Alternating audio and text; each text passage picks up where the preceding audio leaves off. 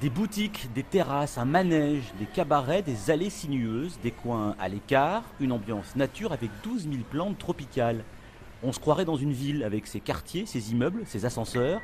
Et pourtant on est en pleine mer, à bord du Symphony of the Seas. Le plus grand paquebot du monde est une ville flottante. Il y a même un hôpital et une prison.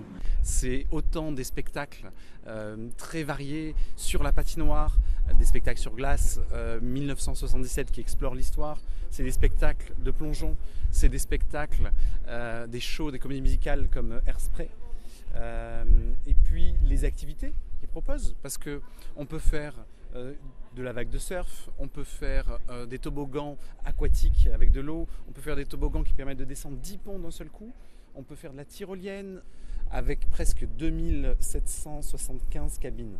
Donc on fluctue en fonction du nombre de passagers, parce que si on est en occupation double, on est autour de 5800 passagers, mais avec les cabines, quand elles sont avec les cabines triples et quadruples, on peut être autour de 6800 passagers maximum. Avec les 2200 membres d'équipage, effectivement, ça fait presque 9000 personnes. Donc quand vous avez autant de monde, vous êtes obligé d'offrir aussi tous les services, comme des soins, des médecins, un hôpital, et puis évidemment, s'il y avait quelqu'un qui avait un peu trop profité des cocktails, un endroit où on peut isoler quelqu'un, effectivement. Stéphane Grillon m'invite tout en haut du navire. Imaginez, nous sommes à 50 mètres au-dessus de la mer, sur le pont 16. C'est là que se trouvent les suites du paquebot. Il y en a une trentaine sur le Symphony of the Seas, et il y en aura encore davantage sur les prochains navires. On est où là ? On est dans une zone qui est réservée aux suites. Donc on a différentes tailles, On a des suites qui peuvent accueillir 2 personnes, d'autres 4 personnes, certaines qui sont donc sur deux ponts différents.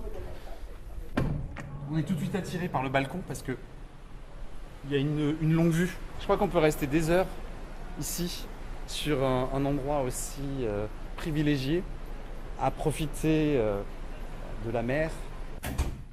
Katia vient pour la première fois sur un paquebot aussi grand, elle est émerveillée. Je suis à quai, je suis à terre, je suis peut-être dans un building.